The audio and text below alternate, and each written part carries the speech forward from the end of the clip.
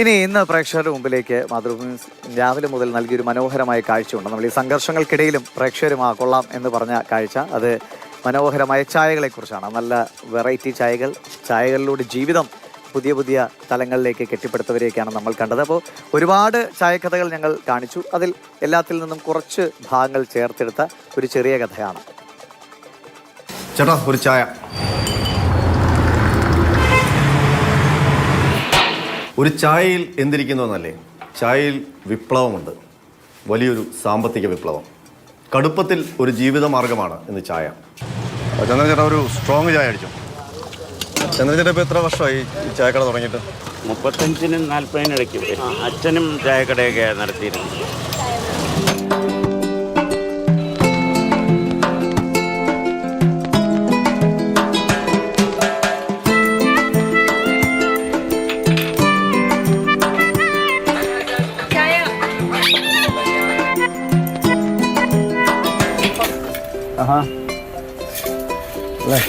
അല്ലേ 2 രൂപ പരിപ്പോട. ഇപ്പം ഇത് കൂട്ട് ഒരു 10-500 പരിപ്പോട വിമല ചേച്ചി ദിവസം ഉണ്ടാക്കും. ഇപ്പോൾ പറഞ്ഞ പോലെ ഈ 2 രൂപയുടെ പരിപ്പോട കൊണ്ടാണ് വിമല ചേച്ചിയുടെ ജീവിതം കഴിഞ്ഞു പോകുന്നതെന്നാണ് പറഞ്ഞത്.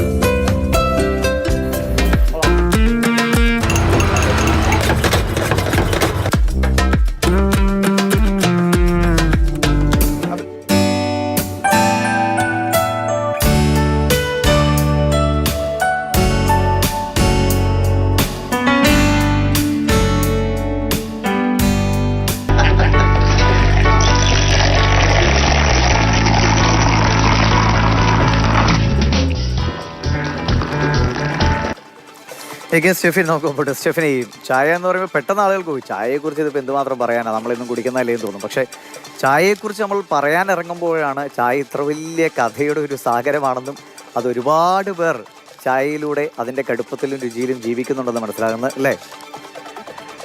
ദിവിഷ് ഹരികൃഷ്ണൻ സിനിമയിൽ പറയുന്നത് പോലെ ചൂട് ചായ ഊതി ഊതി കുടിക്കാൻ ഇഷ്ടമല്ലാത്ത മലയാളികൾ കുറവായിരിക്കുമെന്ന് തന്നെ പറയാം. കാരണം എന്നെ സംബന്ധിച്ച് പറയുകയാണെങ്കിൽ രാവിലെയും വൈകിട്ടും ഒരു ചായ മസ്റ്റാണ്. ആ ചായ സ്ട്രോങ് ചായ ആയിരിക്കണം, വളരെ മധുരം കുറവുമായിരിക്കണം. അങ്ങനെ ചായ നമ്മുടെ എല്ലാം ജീവിതത്തിൻ്റെ ഒരു ഭാഗമാണ്.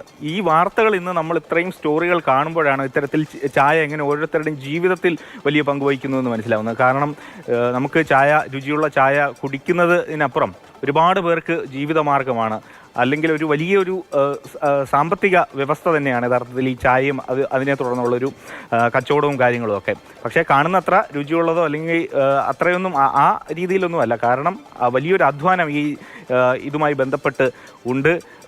ഒരുപാട് രാവിലെ മുതൽ രാത്രി വരെ പലരും ചായക്കടയൊക്കെ നടത്തുന്നവരുടെ കാര്യമൊക്കെ നമുക്കറിയാം. അങ്ങനെ രാപ്പകലില്ലാതെ അധ്വാനിച്ചാൽ മികച്ച ജീവിതമാർഗം തന്നെയാണ് ചായ എന്നാണ് നമ്മുടെ ഈ പല വാർത്തകളിലൂടെയും തെളിയിക്കുന്നത്. ഏതായാലും ദിവിഷ് പെട്ടെന്ന് വാർത്തയൊക്കെ വായിച്ചിട്ട് വരിക, നമുക്ക് ഒരു ചായയൊക്കെ കുടിച്ചിട്ട് ബാക്കി കാര്യങ്ങളൊക്കെ. ശരി, കടയിൽ കയറി കഴിഞ്ഞാൽ ചേട്ടാ ഡബിൾ സ്ട്രോങ്, മധുരം കൂട്ടി പാല് കൂട്ടി എന്ന് പറയുന്ന പോലെ നല്ലൊരു സ്ട്രോങ് ചായ കുടിക്കാൻ സമയം 10 മണി ആകാറായി. പക്ഷേ ചായ കുടിക്കണം സമയം അല്ലെങ്കിലും ചായ കുടിക്കാം. അപ്പോൾ ശരി സ്റ്റെഫിൻ.